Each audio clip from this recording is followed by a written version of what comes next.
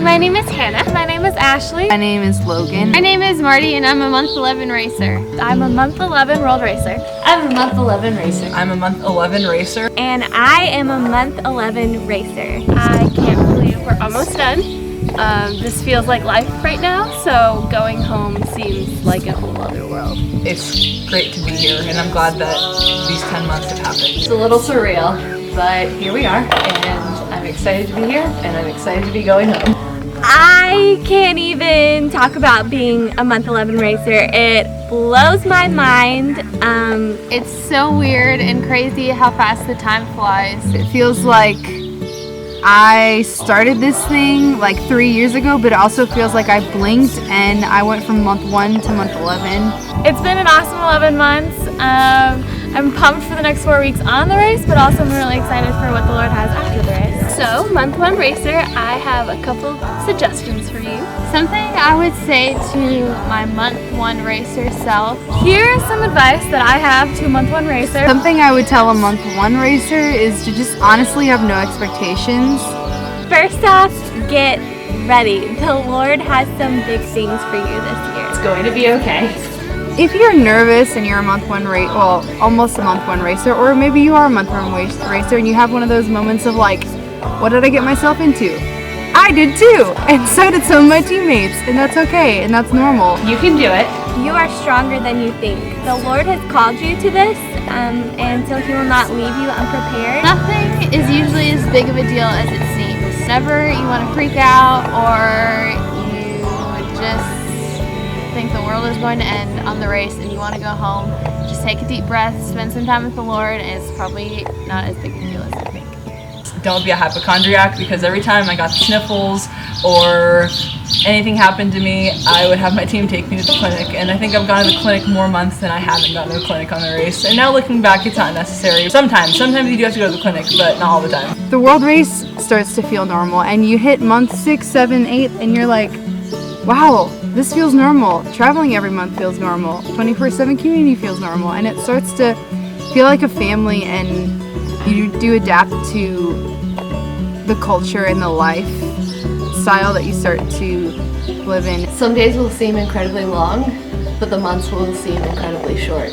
Put some children's songs on your iPod or make an offline playlist on Spotify, because you'll be asked to do children's ministry like on the fly, and sometimes they'll just ask you to do a song or play a game and you'll have to make something up. You're around people that don't speak your language and you just have to do hand motions and crazy things to communicate. Those moments are actually some of my favorite on the race. You're just silly and you lose the sense of like what's culturally or societally acceptable. Bring a hammock!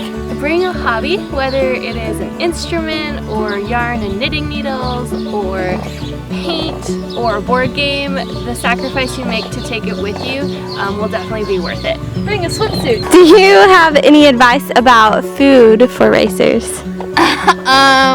If it's for free, you take it and you don't ask questions and you eat it. Name tells you not to eat the street food, but everyone eats the street food. Maybe you'll get sick, but go back to my other point, don't be a hypochondriac, you'll be okay. But really, the street food's good and it's usually okay, so don't be tripping. Some of the street food that I've come across is the best food I've had on the race. Be smart about it, but don't be afraid to eat the delicious, wonderful street food. It's awesome. 9 times out of 10, the street food's really good, and obviously not be stupid, but eat it. The reason why I want to speak about feedback to you month 1 racers is because I remember how difficult it was and how awkward and how it was not something that I looked forward to. After several months of doing it, you'll find that it's something that becomes easier and easier and actually becomes a part of your routine. It's one of those things that is difficult, but you find a lot of fruit from and growth from, and it's how you actually become closer to some of your teammates because you build trust with each other when it comes to speaking life into each other. I would be a mess if I didn't have my quiet time with the Lord every day. Prioritize it and fight for it because it's your lifeline and you need it. And so before anything else, before God wants to use you, He wants to connect with you. Take advantage of the community you have. Don't be afraid to lean into your community. The race community will be like no other. Pour into your community and let it pour into you. It's one of the best parts about the World Race, the people you do it with and the people that you meet. Might be nervous about spending 24/7 with a bunch of people. You live together 24/7, you eat together, you sleep together, you do ministry together, you have your free time together. That's something I was nervous about, but community has been the best part of the World Race for me.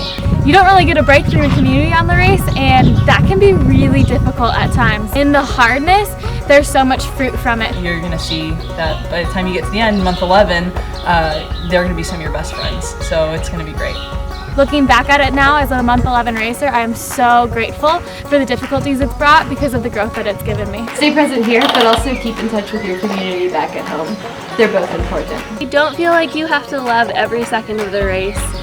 There are hard moments and there are moments that fly by, and just take the intention and time to seek the Lord in everything, but don't feel bound by other people's expectations of how you should be experiencing it. Soak up every moment that you can. Make sure you don't blink, because before you know it, you'll be a month 11 racer like me. Hi, my name is Andrea Perez. I'm a month 11 racer. Wait, did I say eraser? Okay. I think you did. Okay, hold on, let me start over again. hold on, I'm so sorry.